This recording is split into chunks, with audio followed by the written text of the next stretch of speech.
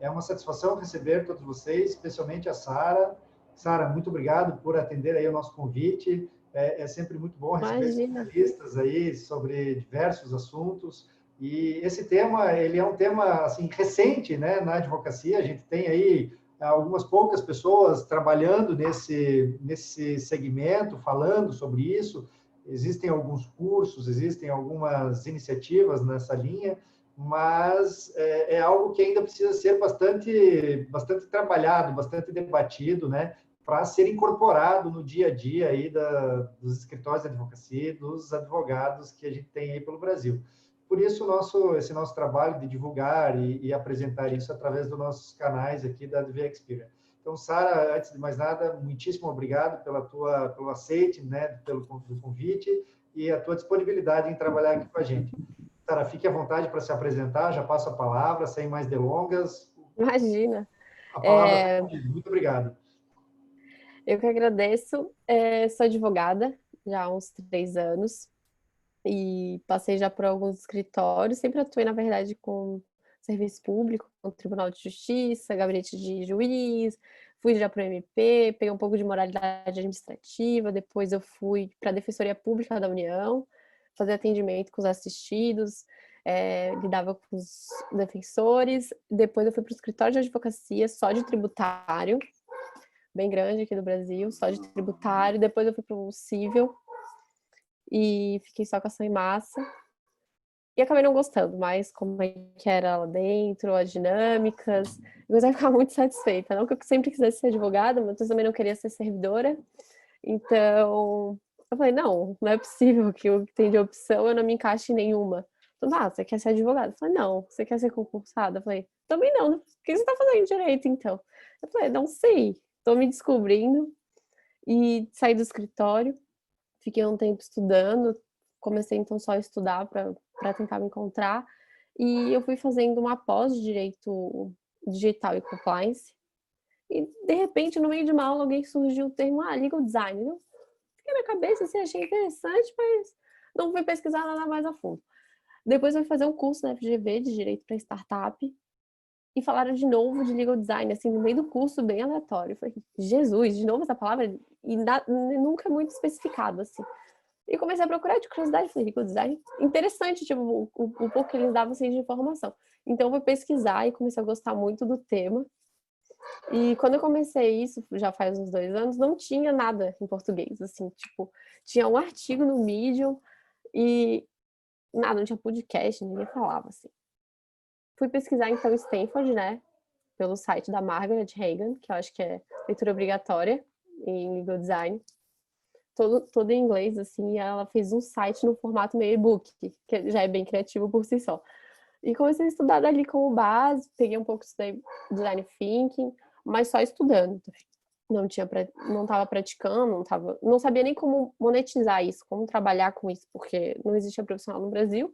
E eu também não sabia como que eles estavam monetizando isso em Stanford, até porque lá era só um laboratório de estudo.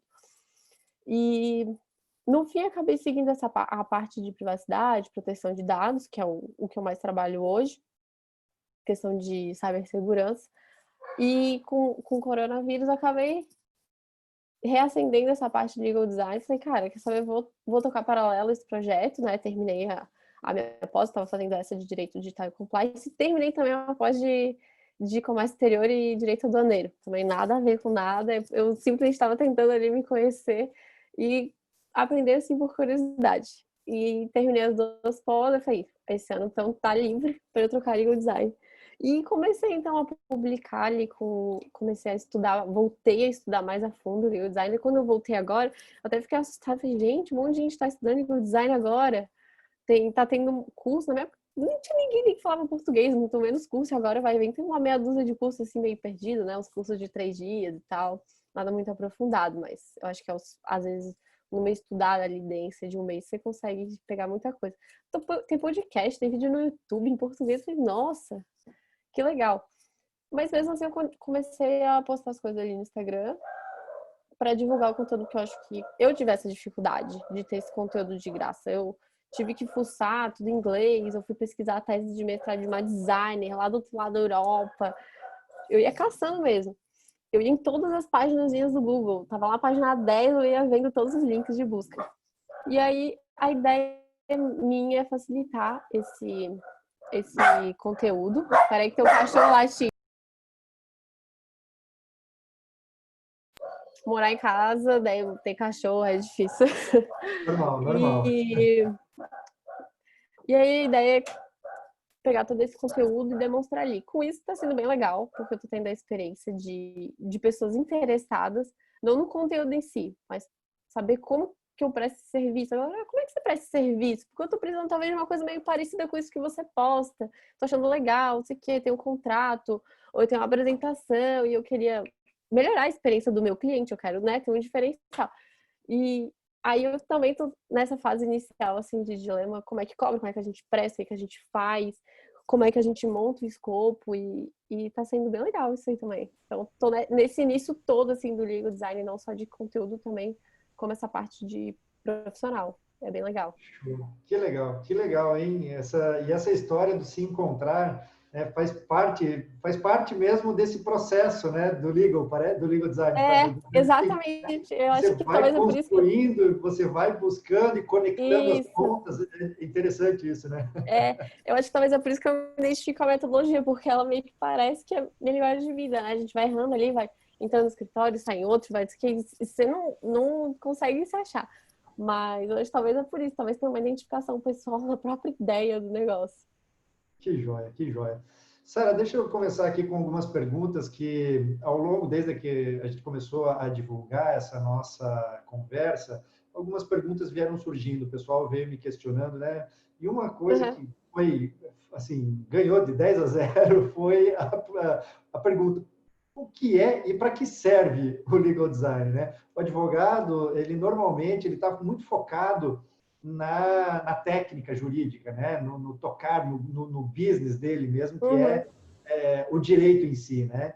E quando começa a aparecer algumas coisas diferentes, seja ela de tecnologia, seja uma nova metodologia, como é o caso aqui, né, do legal design, o pessoal fica meio assim, opa, mas o que é isso? Eu preciso entender desse negócio. Uhum. O que está acontecendo no direito agora, né?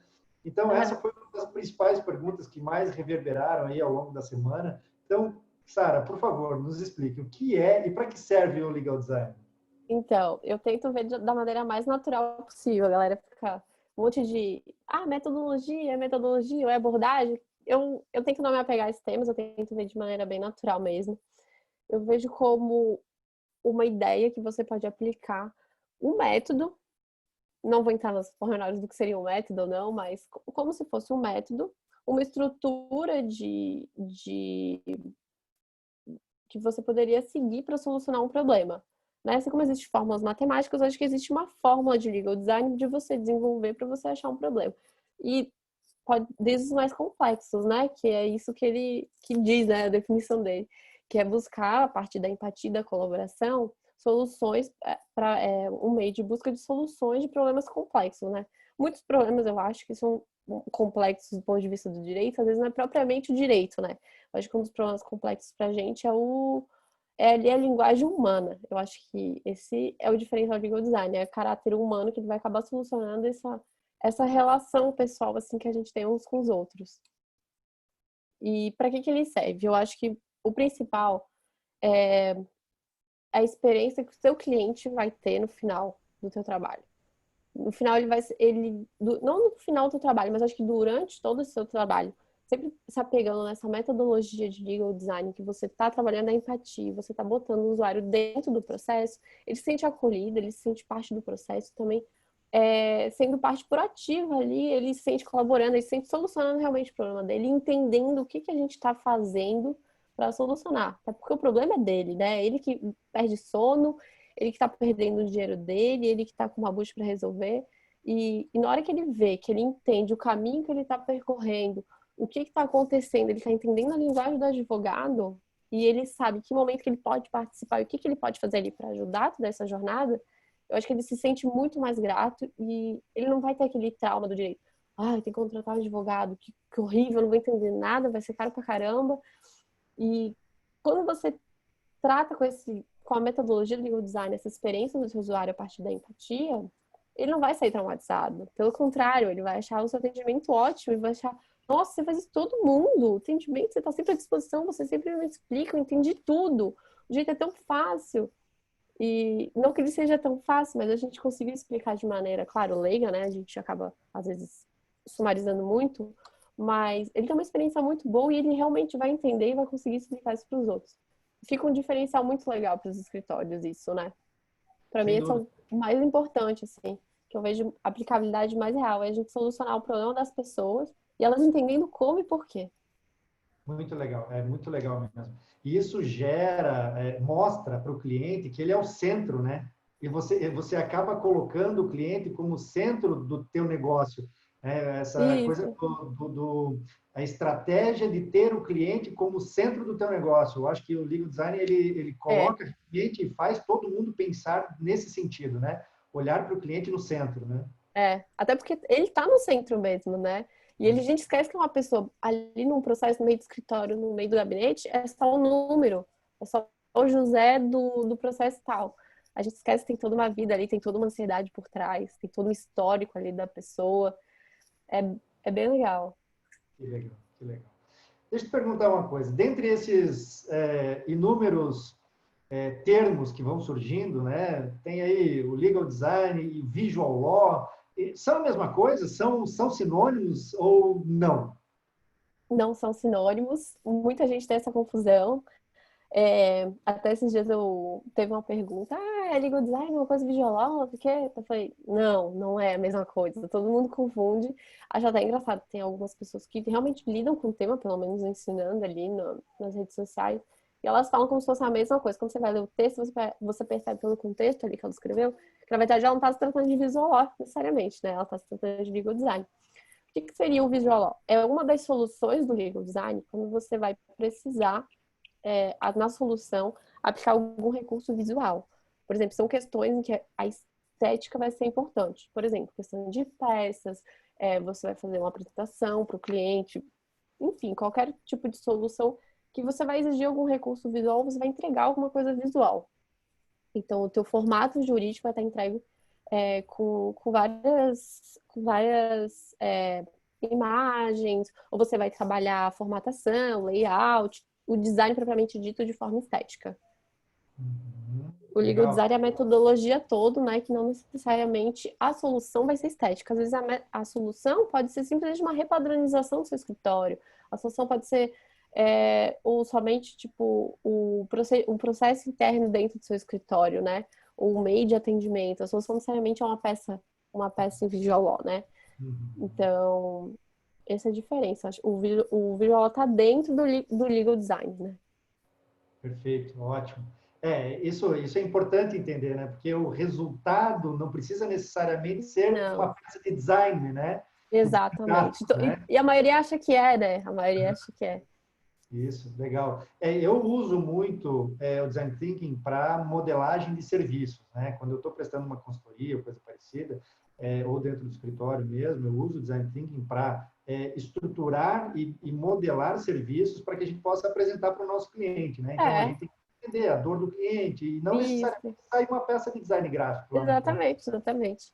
Até também tem clientes que às vezes eles vêm com problema e a tua solução não necessariamente é entrar com processo judiciário. Às vezes a tua solução pode ser uma outra via extrajudicial, uma amigável.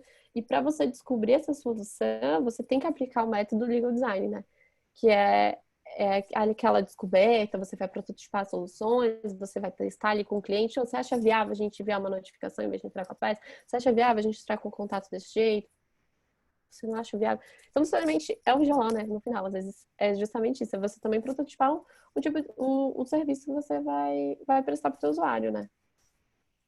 Legal. Isso é uma mudança de paradigma para o advogado, né? Porque o hábito do advogado é quando o cliente chega, o advogado pensa numa solução e executa aquela solução individualmente, né? Ele pode até Exatamente. dizer para o cliente, ó, a gente vai por aqui, mas ele não participa o cliente Não, dessa decisão, né? Ele toma a decisão e toca o não. barco, toca Exatamente. executando. Exatamente. Ele nem sabe o que ele vai fazer. Ele não sabe. Ele fala, paguei o advogado, ele vai resolver. Ele disse que daqui 5 anos está resolvido. Mas o que ele vai fazer? Que petição que ele vai entrar? né? Eu falo, não sei, vou ligar para ver. Daí fica aquele cliente ligando o tempo inteiro e os clientes falam, ah, ele é chato, ele é chato. Mas às vezes não é chato, é que você não explicou direito para ele. E talvez se você fizesse outras perguntas e tivesse uma fase de entrevista e conhecesse mais, talvez a solução pudesse ter sido outra, né? Exato, exato. Também. E aí É, não também necessariamente, às vezes realmente é aquela solução. Oi? isso gera uma ansiedade no cliente, né? Justamente por ele não entender Muito. tudo, não conhecer qual é o caminho a ser percorrido, o cliente acaba ficando ansioso, porque, primeiro, o advogado tem lá 200, 300, 500, 1000 processos que ele está cuidando. Do cliente, É, é só aquele, talvez, né? O processo da vida dele. Então, o cliente tem exatamente. aquela apreensão, aquela situação de, poxa, e agora? Será que meu advogado está trabalhando no meu processo? E Aham. o advogado fica mudo durante meses, né? Então, É, justamente por isso, por ele não comunicar ao cliente que há um caminho a ser percorrido, e qual caminho é esse, né? E o legal design traz isso, né? Ajuda nessa. é. Eu acho que é a empatia, eu acho que resume tudo, assim, na Legal. vida. Principalmente aqui no legal design, é você sempre se colocar no lugar do outro. Imagina se você fosse um leigo, se consultar. Igual a gente vai no médico numa consulta, eu comparo muito isso, e o médico vai explicar, falar o nome da doença, super técnico, e dá, toma esse remédio. Você não sabe se o remédio é antibiótico, se é um anti-inflamatório, ou se é simplesmente para passar dor, e você não sabe que doença que é, você se sente muito perdido. Mas quando, por exemplo, você chega no escritório, numa clínica e o médico te fala, não, é problema disso, por causa disso, vou te passar um remédio de tal jeito, tá? Você sai e fala, nossa, que médico legal, me explicou tudo, eu entendi tudo. A experiência é outra, né? Exato, exatamente. E a gente está vivendo o momento da experiência, né? O mundo das É experiências. Exatamente. tudo muito novo para todo mundo, né? Exato. Sara, essa semana e ao longo do dia, hoje, a gente publicou bastante coisa lá no Instagram sobre as etapas de abordagem, né? As etapas que são necessariamente ultrapassadas ao longo do desenvolvimento do trabalho do legal design, né? Você pode comentar um pouco sobre essas etapas para a gente? Aham. Então, eu acho que no início a gente começa primeiro em descobrir qual que é o problema. A gente tem que pegar o cliente ou a nossa equipe e perguntar, vamos descobrir aqui e definir qual que é o nosso problema. Da forma mais simples que dê, né? Para a gente poder trabalhar em cima dessa primeira fase. Então a gente vai descobrir e definir qual que é o problema. Porque às vezes o problema não está muito claro. Nem a situação, muito menos o problema. Então a gente tem que definir esse problema, vamos descobrir o problema, as potenciais causas também. Aí a gente vai idealizar. Ou seja, a gente vai imaginar possíveis soluções primeiro. E com essas possíveis soluções, a gente vai prototipar. Vamos fazer o famoso MVP, né? E, e vamos testando cada protótipo de cada possível solução. Com esses protótipos, a gente vai testando e no fim a gente vai descobrindo o mais viável.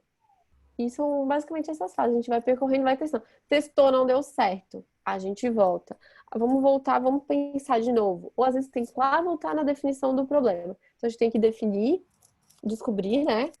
A gente vai idealizar, prototipar e testar. No fim, se deu tudo certo, a gente vai implementar. E aí a gente vai saber o que fazer. Legal, legal. Isso Basicamente tem essas fases. muito a ver com metodologia ágil, né? Isso que o Isso. mundo, o mundo está tudo conectado, né? Não tem nada, nenhuma ponta Tudo. solta. Incrível, né? É verdade. Então, imagine, assim, trazendo isso para o nosso dia a dia dentro do escritório, né? Por exemplo, a gente pode pensar, o legal design a gente vai usar só como cliente, talvez o cliente seja um cliente interno, né? De repente, a gente pode olhar para dentro do escritório e identificar aí algumas oportunidades de melhoria, como, por exemplo, sei lá, digo, por hipótese, uma situação em que o sócio foi lá, negociou com o cliente, trouxe o contrato para dentro do escritório e deixou o contrato em cima da sua mesa, não passou isso para financeiro, o pessoal começa a trabalhar. Isso é mais comum do que a gente possa imaginar. É, Eu já vi isso acontecendo em muitos escritórios. é. Então, o sócio vai lá, fecha um baita negócio, volta para dentro do escritório, só que não avisa ninguém que tem que cobrar. O pessoal começa a É trabalhar, verdade, é verdade. o pessoal dá um duro danado e passa 2, 3 meses sem cobrar o cliente. É. Então, num caso desse, né, uma falha de processo, assim, estou trazendo uma falha esdrúxula, mas Sim, acontece, sim. né, Acontece? que poderia o legal design trabalhar em cima disso, né, olhar para uma falha de processo, Sim. construir com a equipe isso que eu acho que é sensacional e é uma outra quebra de paradigma dentro de escritórios, os advogados e nós que trabalhamos no mundo jurídico, fomos acostumados, talhados na faculdade, a trabalhar individualmente, né? O advogado, dificilmente, ele trabalha em colaboração. É difícil Em encontrar equipe, né? um escritório que trabalhe em equipe, efetivamente, É, né?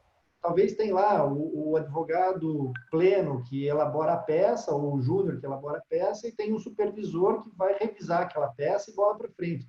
Mas o trabalhar lado a lado ali, engajados um do lado do outro, difícil é isso a gente. muito, muito. A gente tem esse problema, né? E essa é uma das coisas também que eu ficava muito insatisfeita com o direito nessa parte da advocacia. Eu faço parte também da comissão de direito digital e aqui de Santa Catarina, de Floripa. E a gente tem esse problema. Todo mundo tem dúvida sobre tudo, mas ninguém compartilha a dúvida. E também se compartilhar a dúvida, quem souber a resposta não vai compartilhar a resposta. A gente não quer nem que o outro saiba a resposta. Fala, não, se um cliente vir aqui, eu tenho, eu já sei, vou guardar o meu segredo. A gente não tem essa coisa assim de ser colaborativo um com o outro, né? De se ajudar. A gente também tem muita vergonha de perguntar, até a gente de descer, assim. A galera tem muito essa parte de não quero descer do pedestal, sou advogado, sou doutor. E aí chega às vezes com uma dúvida em tecnologia, ainda mais essa galera de direito digital e inovação, os advogados não sabem falar alguns termos, explicar algumas coisas. E eles preferem explicar errado do que descer do pedestal deles e perguntar, então, eu sou leigo nesse assunto, eu não sei nada de tecnologia, eu preciso saber e aprender. E isso faz diferença também no dia a dia dentro do escritório. A gente não consegue perguntar para o nosso colega. A gente não. E caso consiga, talvez nosso colega nem queira compartilhar a resposta. A gente tem muito essa mentalidade, é muito triste. Porque a gente podia crescer tão mais compartilhando tanto conhecimento, né? É verdade. É uma pena, assim, a gente não. E eu não sei porquê, eu acho que é cultural da advocacia. Eu não sei se fora aqui do É, Brasil. Os advogados também são assim, mas aqui os advogados no Brasil é muito triste. Em contato com a galera de tecnologia, com as partes de cibersegurança, proteção de dados, a gente vai conhecendo, tem outros lados, hackathons e tudo mais. E a gente vê que a parte da tecnologia é totalmente contrária da gente. Eles compartilham tudo, distribuem tudo de graça e fala todo, e tem um problema, o cara vai lá, resolve contigo, nunca nem te viu na vida. E no direito, nunca isso não acontece. E eu fico muito chocada com essa realidade. Muito triste, mas a gente tá na luta, assim, a gente fica divulgando conteúdo, né? Você também. E vamos ver se nesse passinho aos pouquinhos, com essa parte de inovação, talvez, e aflorando esse mindset de empatia muito do legal design, a gente não consegue mudar isso, né? uma hora vai, não tenho dúvida. O importante é que a gente continue, né? A gente tem que É, é, continuar batendo nessa tecla de ser mais é, colaborativo, e eu acredito que o legal design tem muito a contribuir nisso, né? Nessa questão da é, empatia, troca, da colaboração. muito. É. Legal, legal. Bom, vamos lá. Mais uma perguntinha aqui que o pessoal trouxe para nós. Quais outros usos você identifica possíveis, né? A gente falou aqui de trabalhar um processo dentro do escritório, né? O processo que eu Sim. digo, um fluxo, né? De procedimentos dentro do escritório. Uhum. Eu comentei que eu uso isso para modelar serviços, né? Construção de novos Sim. serviços. Que outros usos você enxerga possível? Eu acho, eu enxergo muito uso também parte do poder judiciário. Eu acho que seria muito legal, porque a comunicação é muito dificultosa. Primeiro que a gente já é difícil de achar no site do TJ para peticionar um processo no início. Imagina uma pessoa que é leiga. Como é que ela acha a aba do processo dela para consultar? E primeiro que ela não sabe nem o número dela. Então, começa por aí. Aí ela tem que ir lá descobrir que ela também pode procurar pelo nome dela e tudo mais. E se ela abrir a movimentação do processo dela, o que ela vai entender que aconteceu ali? Ela não vai entender nada. E, então, para mim, uma das aplicações mais importantes seria ter parte do Poder Judiciário, porque eles estão ali justamente para fazer justiça às pessoas, de quaisquer que sejam. Quaisquer que sejam. Então, uma petição, uma sentença, os fatos ela mal vai entender, a fundamentação muito menos, e o dispositivo tão pouco. Chega no dispositivo, ela vai perguntar para o advogado dela, tá, isso aqui, quer dizer que eu ganhei ou que eu perdi? Ela né, não vai saber. E seria uma das tarefas do juiz, né? Ele ser justo com relação a isso, porque a pessoa também quer ler, ela quer entender. Então, eu acho que não só dos advogados, mas também com parte do poder público. O PROCON até tem uma pegada um pouco mais em termos leigos, não tão jurídicos, mas eu acho que falta agora, eu acho que tem um mindset do poder judiciário mesmo. Eu sei que o Ceará, o TJ do Ceará, tem um projeto de inovação bem legal, que eles já estão começando a aplicar legal design lá com umas ideias, tem uns juízes que são bem entusiastas com isso, até porque eles também têm um bom aceite de petições e legal design, porque facilita a vida deles, assim como facilita de qualquer pessoa, né? Tirar os termos leigos, fazer sumarização das informações, isso também é bem legal. Então, acho que aplicações a gente consegue, tem várias, né? Cada problema a gente vai ver que o legal design ele vai conseguir estar atuante ali no meio. Joia, Eu acho que tem legal. alguém que falou de workflow, né? Ali no Isso, bate-papo. isso. Eu vou trazer essa pergunta aqui. Ah, tá. Júnior Mendes trouxe agora. O workflow É, seria uma forma de legal design? seria uma forma. Por exemplo, se ele tivesse uma petição, a gente podia chamar como uma aplicação de Visual Law. Mas as workflows, às vezes, pode ser ali mesmo, no meio da definição ali do problema, no jeito de descobrir, de idealizar.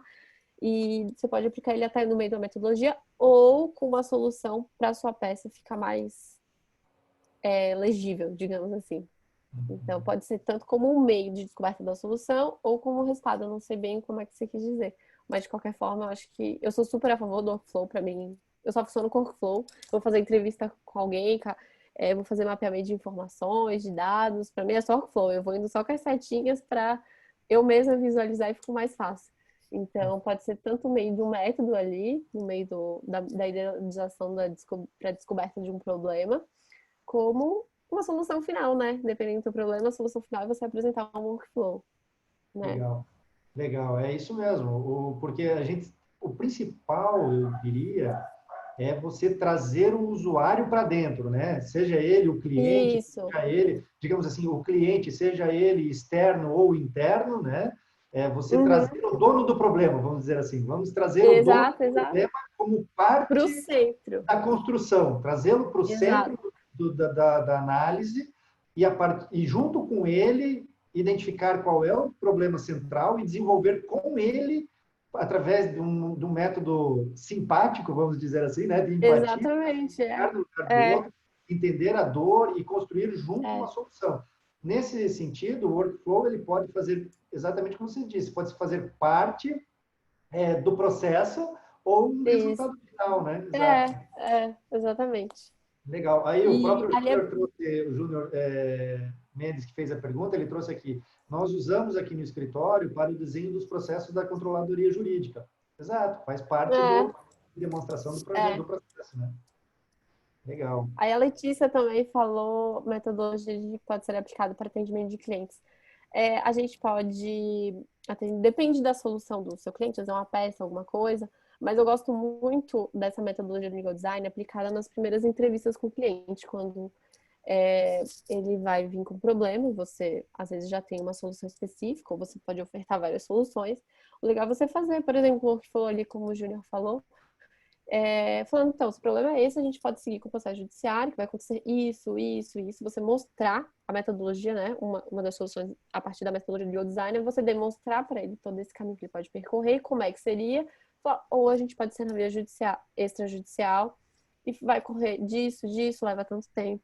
Então, eu acho que muito da metodologia, às vezes, como eu falei antes, não é necessariamente o resultado visual. Às vezes, o resultado da metodologia pode ser um simples oferta do serviço de melhor forma para ele na hora do atendimento. Como você pode explicar? Aí, por exemplo, você pode imprimir uma cartilha mostrando toda uma caminhadinha, todo o trajetinho, um workflow de como é que funciona, quanto tempo dura, qual é a expectativa.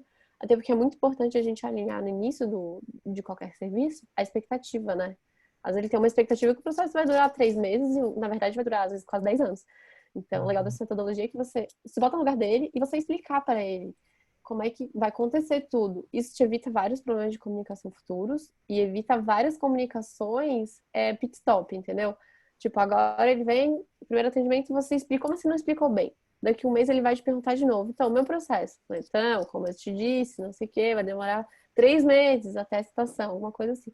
Então, legal que dessa primeira conversa tenha toda essa explicação para o cliente de como vai ser, para você alinhar a expectativa dele, e ele saber que vai estar ok se você não responder, que se daqui 2 meses você não tem resposta do processo. Porque você deixou claro que tudo isso vai demorar, tudo isso leva tempo, e que o processo vai ter uma gama de ações no meio disso tudo. Então, acho que aí está um grande diferencial do atendimento no seu cliente. Essa explicação você tem que ter. Então, mais vale você pegar uma hora, pegar uma consulta dele e pegar uma hora cheia de explicar, do que ficar por 3 anos o cliente te incomodando todo mês, ligando, mandando e-mail, mandando WhatsApp no final de semana. E aí vai estar tudo bem explicado. Às vezes é até legal imprimir uma cartilha, alguma coisa, que ele tem um resumo dessa explicação para ele guardar. E Então, aí acho que isso vale seria um também atendimento legal. Aí vale Oi? você lançar mão de diversos instrumentos de design mesmo, né? Você ter É, lá uma cartilha, um infográfico, o teu site, exato. enfim, diversos canais de comunicação para você espalhar esse conteúdo e ajudar o teu cliente, né, a É, encontrar informação de maneira acessível, né? exatamente. Joia.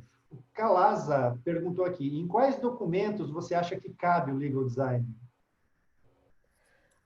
Normalmente o mais comum todo mundo fala contratos, né? Contratos eu também sou super a favor, eu acho ficar muito legal. Até porque eu também sou advogada e eu não necessariamente leio o contrato inteiro. Muito também porque a gente já tem aquela mãe de saber onde é que a multa fica lá no final, que a obrigação fica lá no início, o valor fica meio ali no meio. Então a gente passa o olho corrido. Mas imagina se você fosse leigo. Você nem lê termos de uso, né? Política de privacidade, né? O contrato. Então, imagina no lugar do leigo, não lê. Mas quando o contrato é visual, a gente consegue chamar a atenção dele, né? E, e não só dele, como de qualquer pessoa, qualquer até de um advogado. Então, eu sou super a favor de contratos, mas não é só. Eu vejo muito em petições, também tem um bom retorno. E também legal design é legal e também apresentações. Você vai fazer uma apresentação para o seu cliente, tipo um PowerPoint, tem vários recursos que você pode usar. Não tem várias petições, às vezes que. Várias petições, várias apresentações, que às vezes é a mesma letra, minúscula, o slide fica legível, e então o advogado tem que dar um de designer. A gente vai ter que entender um pouco disso, estudar um pouco disso. Tem escritório contratando um designer, assim como contrata alguém da administração, contabilidade para trabalhar dentro do escritório. Tem gente já chamando para trabalhar dentro um designer, ou às vezes até terceirizando, e vai mandando um trabalho para esse designer.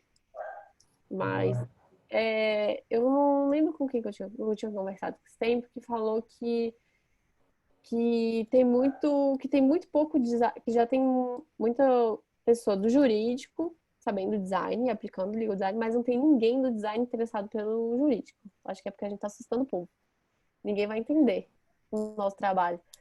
Até mais lembrando, o legal design também não necessariamente dá para ser feito só por um designer, porque como é que ele vai entender os termos jurídicos, né? O nosso juridic case e saber que cláusula ou não a gente consegue enxugar de um contrato, como é que a gente pode substituir tal termo. Então, é um trabalho multidisciplinar, né? Não só do direito, mas como também do design. Então, a gente tem que também ter muita responsabilidade, não é simplesmente jogar o contrato para um designer e esperar que ele venha bonito, né? O trabalho de legal design não é só isso. É a gente entender o que que a gente pode tirar do contrato de forma que a gente ainda mantenha a essência e o core de todo o contrato, para não perder a validade e para as duas partes estarem é, garantidas iguais, né? A gente não pode mudar a essência do contrato.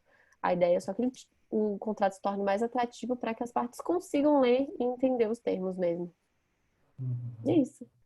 E lembrando, de novo, né, eu gosto de reforçar isso, é multidisciplinar, não é simplesmente Muito. pegar, pode parecer que o advogado vai pegar e soltar um contrato na mão do designer, ele vai dar um tapa na peça e vai trazer um negócio bonitinho. Não, Não é isso, né? não é isso. Exatamente. E a legal é os designers, mas a gente assustou, acho que muito, e eles têm medo, assim, ó, de trabalhar com a gente. Eu não sei. Então a gente tem que sentar junto com o designer e com o tempo ele vai entendendo o que ele pode trabalhar. E o jurídico, ele vai ali sumarizando o texto, pegando o texto cru mesmo, trocando, resumindo, julgando, até porque resumir também é uma tarefa bem difícil. Depois que a gente se acostuma a fazer uma peça de 20 páginas, a gente já não sabe mais o que é essencial ou não, E aí fica uma dúvida o que a gente pode tirar, né? Exato, exatamente. A Beatriz trouxe uma pergunta, uma não, várias perguntas juntas aqui, né? Aham, Eu vou ler tudo, mas depois você responde fragmentando do jeito que você achar melhor. aham, Né? Então, o que você indica para aprendermos sobre metodologia? Sinto que não fomos treinados na faculdade para trabalhar dessa forma e tenho dificuldade de aprender e conhecer essas metodologias.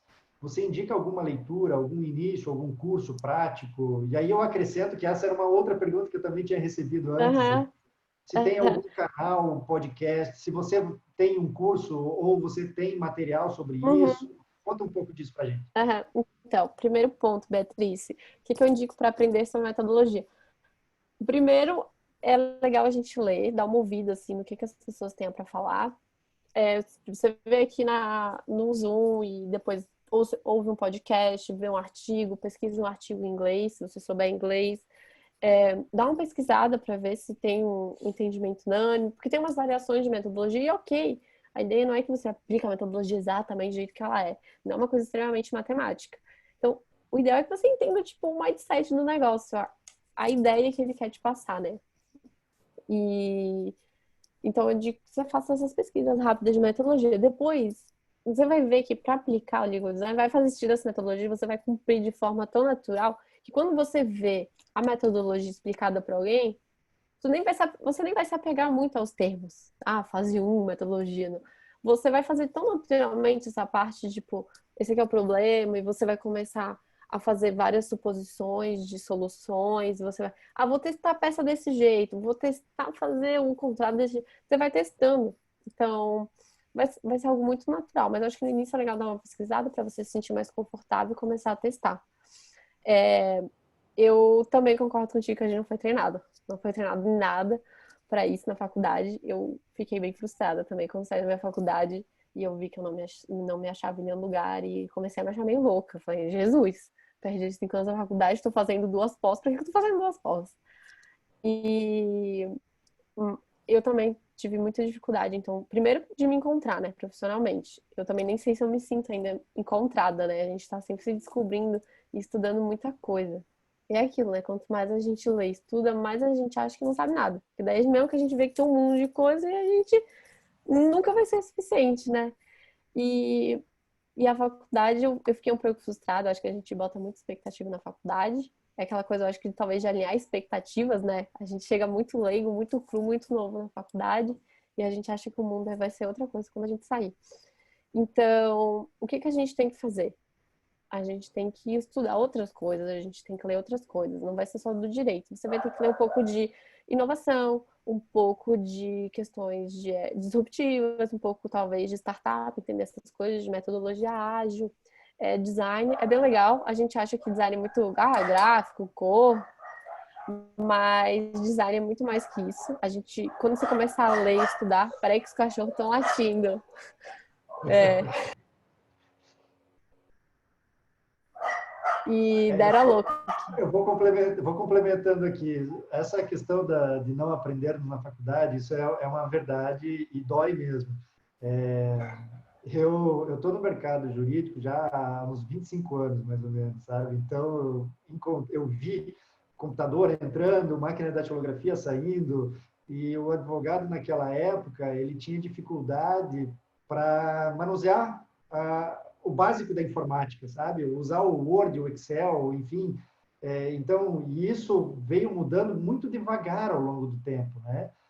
Depois entrou, no começo dos anos 2000, entrou com mais força a questão da gestão jurídica, né? Como gerir um escritório de advocacia, como precificar os honorários, como contratar e dispensar pessoas.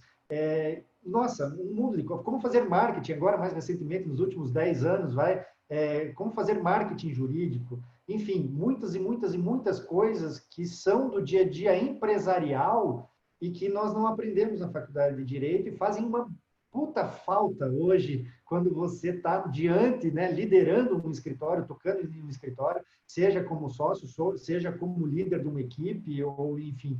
Então, essa é uma dor muito grande. E isso passa por muitas coisas, inclusive pelo legal design, né? Esse é mais um. Isso.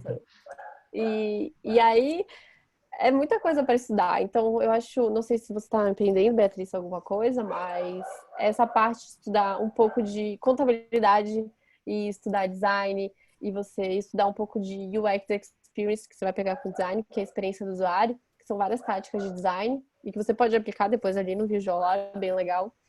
E você vai entendendo um pouco mais de pessoas, é uma interdisciplinaridade muito grande que você vai precisar ter agora no início da tua carreira. Eu estou pressupondo, tá? No início da carreira. Mas é muita coisa, a gente vai ter que aprender sozinho e acho que isso é a gente pegar o nosso papel como pessoa, como adulto, né?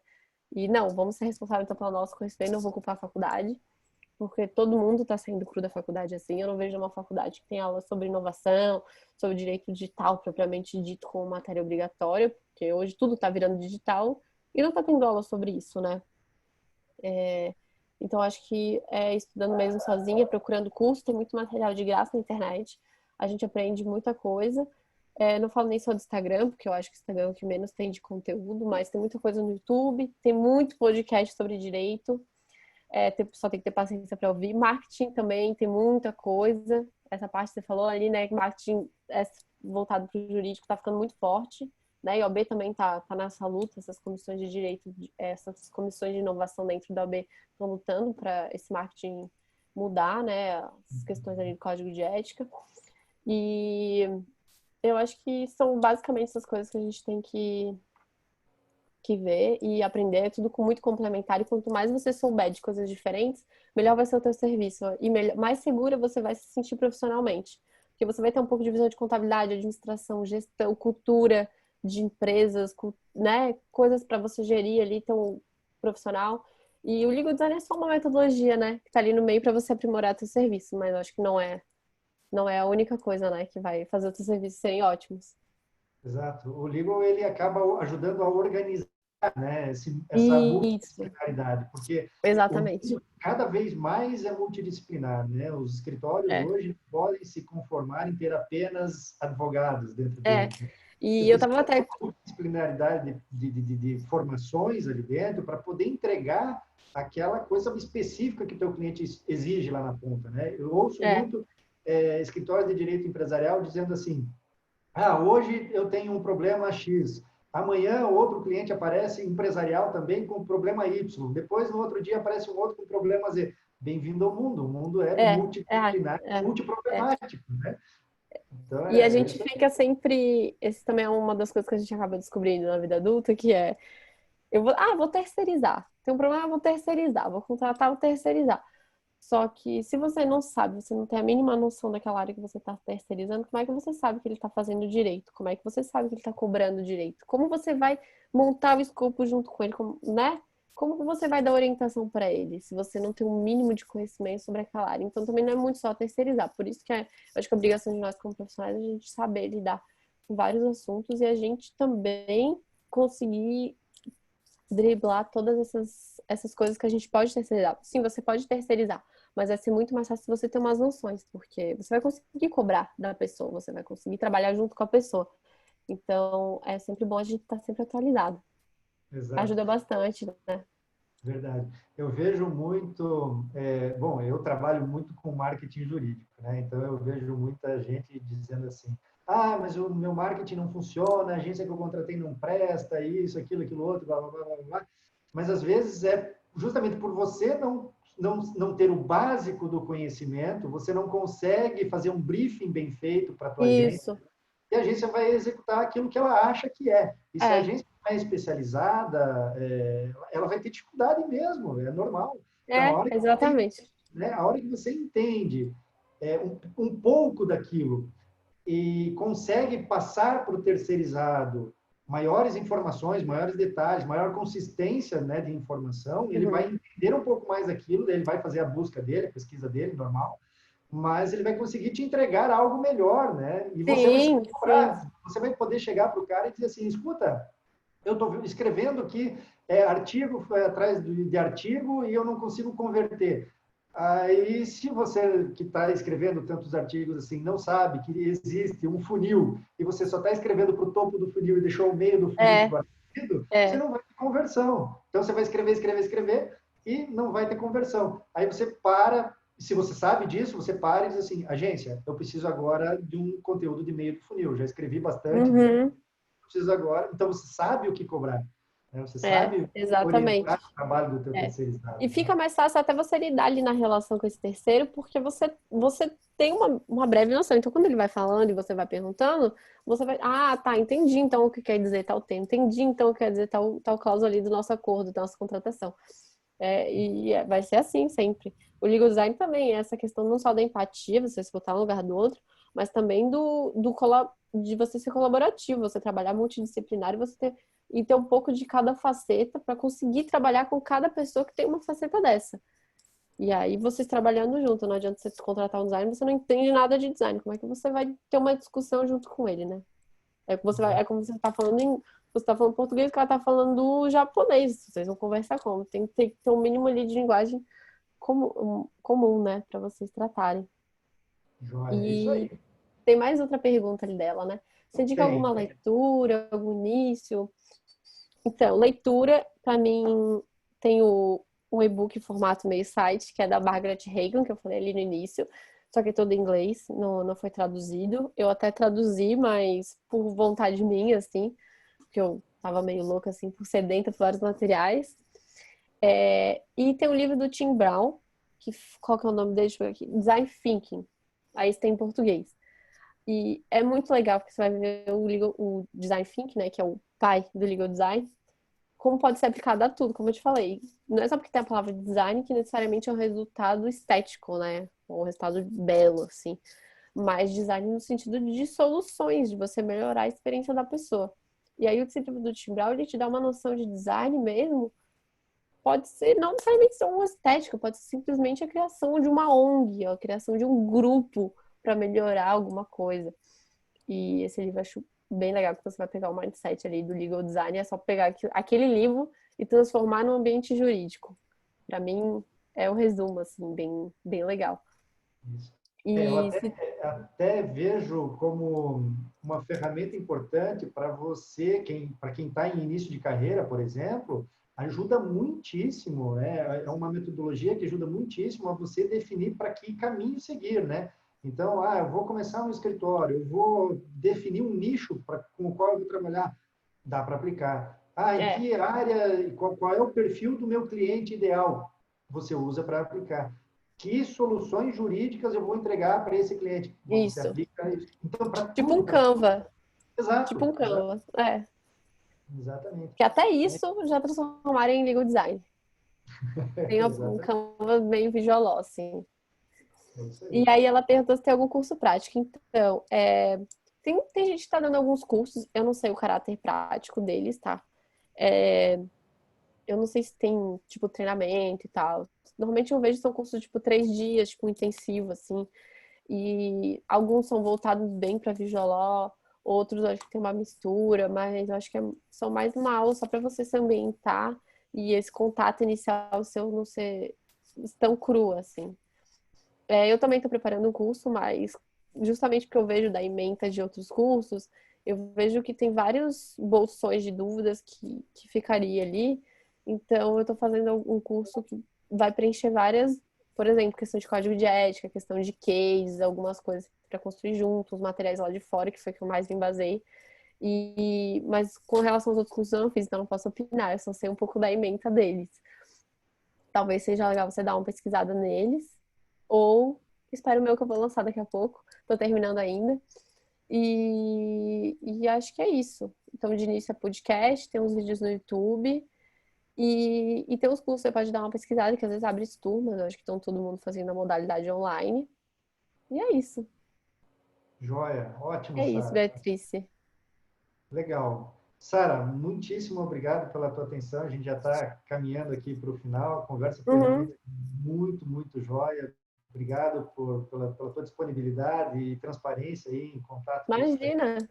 Acho que é assim mesmo, colaborativo tem que ser. É, E a gente só aprende, né? A gente aprende ensinando, a gente aprende aprendendo, a gente aprende a todo momento. É é. isso aí. Aprende errando.